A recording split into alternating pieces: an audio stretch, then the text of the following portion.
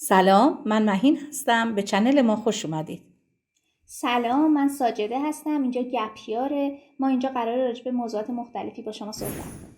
سلام، منم نگار هستم. خب امروز قرار راجع به چی حرف بزنیم؟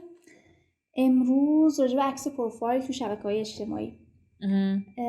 بیاید از این شروع کنیم که به نظر شما آیا عکس پروفایل اصلا مهمه؟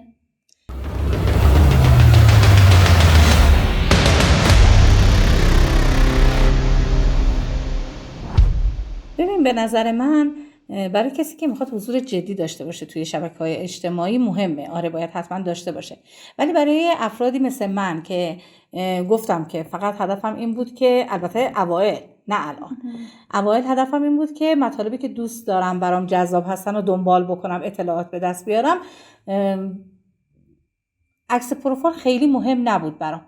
برای همینم خیلی مقاومت نشون میدادم. هرچی نگار اصرار میکرد که عکس پروفایل بذار، من اصلا نمیذاشتم، تا اینکه بعد از یه مدتی نگار تونست منو متقاعد بکنه و عکس پروفایل بذارم. آره، من خیلی همیشه مامانم میگفتم چرا عکس پروفایل نمیذاری. بعد برام جالب بود که مامانم همیشه مقاومت میکرد. ببین، با توجه به این که من تو خانواده‌ای هم بزرگ شده بودم که آره. از همون بچگی مرتب به هم اصرار میکردن که تو باید درس بخونی، باید شاغل باشی، حتما باید دانشگاه بری، حتما باید تو جامعه حضور داشته باشی. هیچ وقت منو محدود نمیکردن. با این حال من اصلا دوست نداشتم که عکس خودم رو بذارم برای پروفایلم. یه چیزی که خیلی برای من جالبه، یعنی این توی ذهن من شکل گرفته، اینه که با اینکه مامان من توی همچین خانواده‌ای بزرگ شده، ولی این سد ذهنیه من احساس میکنم که از تاثیرات جامعه و رسانه میتونه باشه. یعنی حس میکنم که این سد ذهنی رو توی خانومایی که متولد دهه 40، 50، حتی 60 هستن ما میتونیم ببینیم که خیلی مقاومت دارن برای اینکه بتونن خودشون رو نشون بدن. 60 فکر کنم کمتر، نه؟ آره، ببین با شاید دهه‌های قبل. آره، ببین خب این رونده دیگه. یعنی مثلا مسلما دهه 70 باز خیلی راحت ترن نسبت به دهه 60 80 که دیگه واردش نشیم. ولی نه 80 واقعا خیلی. نه، منظورم اینه که کلا دنیاشون با دنیای ما دیگه خیلی متفاوت شده، میدونی؟ و این برمیگرده به همون تاثیراتی که میگم از رسانه و از جامعه میاد. یعنی هر چقدر که ما پیش رفتیم و جامعه نگاهش به زن نگاه درستری شده، یعنی اون نگاهی که زن باید خودشو بپوشونه، زن باید دور بمونه از فضای، خیلی تعدیل شده. آره، از فضاهای اجتماعی باید دور بمونه، خیلی کمتر شده. و همین که این به این سمت رفته جامعه، این حساسیت ها کمتر شده، تاثیرش رو روی افرادی که حالا متولد این دهه ها هستن گذاشته. و حس میکنم بیشتر از این میاد و اون تاثیر رسانه است که باعث این شده و تاثیر جامعه. و چیزی که خیلی برای من جالبه میدونی چیه؟ این که مامان من با اینکه توی خانواده بزرگ شده که این تاثیر رو روش نذاشتن، ولی چقدر تاثیر رسانه و جامعه غالب‌تر بوده که تونسته اینو بهش القا بکنه که پس باید دور بمونی، پس نباید زیاد خودتو نشون بدی. یه فاکتور دیگه هم هست، احتمالاً شاید یه سری ویژگی‌های شخصیتی هم این وسط دخیله. آره. یعنی صرفاً شاید دلیلش قدرت جامعه و رسانه نمیشه نادیده گرفت. قدرت خیلی زیاد داره، یعنی طرف تو رو کاملا تایید میکنم. اما خب ویژگی‌های شخصیتی هم هست دیگه. موثره. آره قطعاً.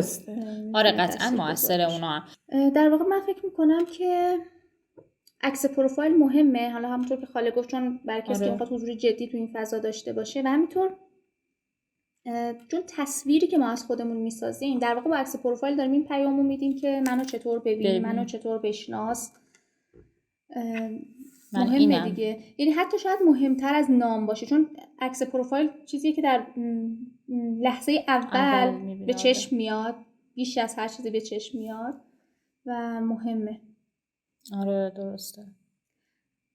خب حالا بریم راجع به بحث که اصلا انواع عکس هایی که آدم ها توی پروفایلشون انتخاب میکنن خیلی بحث گسترده و متنوعی هست. ما حالا زیاد باید بهش بپردازیم. نظرتون راجع به عکس پروفایل با فرزند چیه؟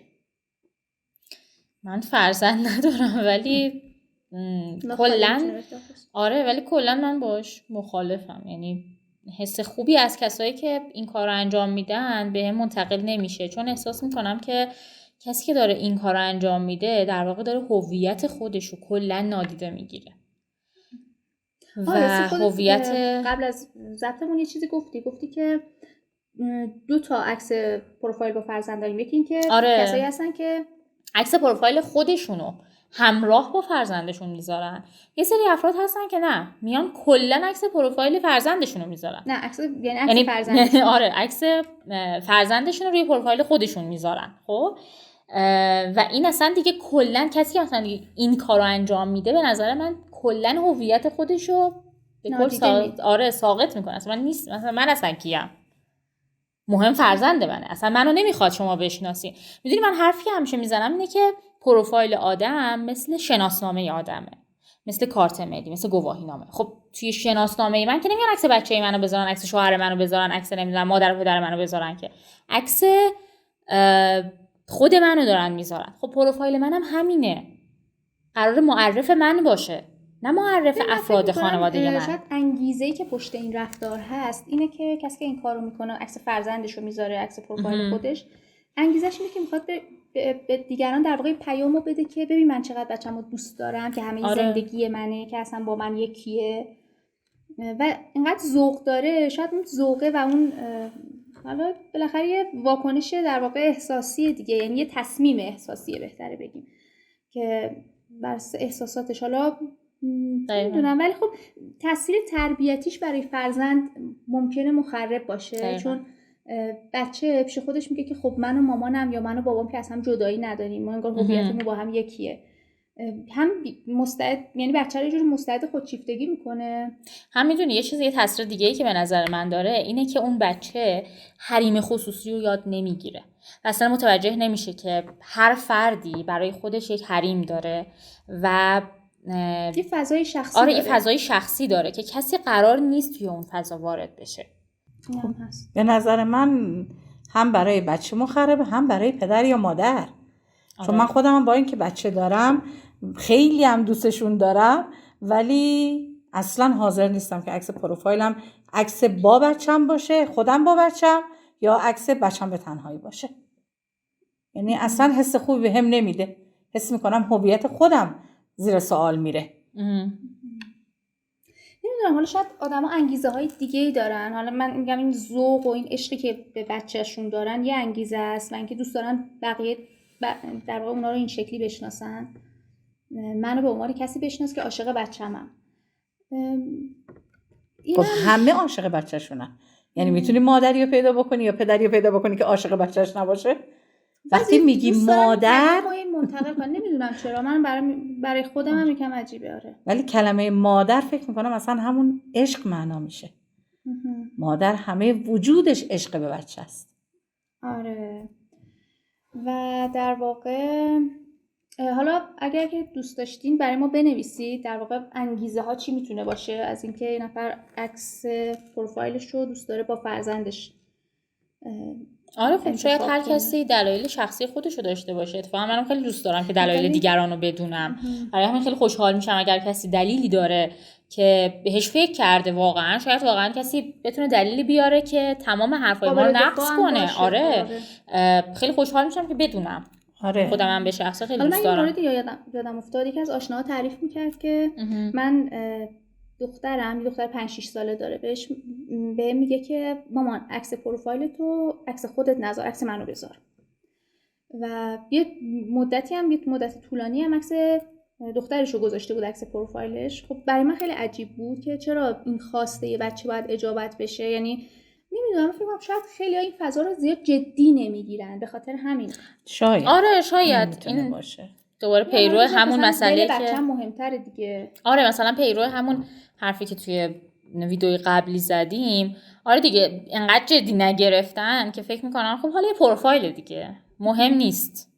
حالا اینم یه دلیل میتونه، ولی اگه دلایل دیگه هم هست برامون بنویسید، ما هم خوشحال میشیم با دلایل شما آشنا بشیم. آره من دوست دارم.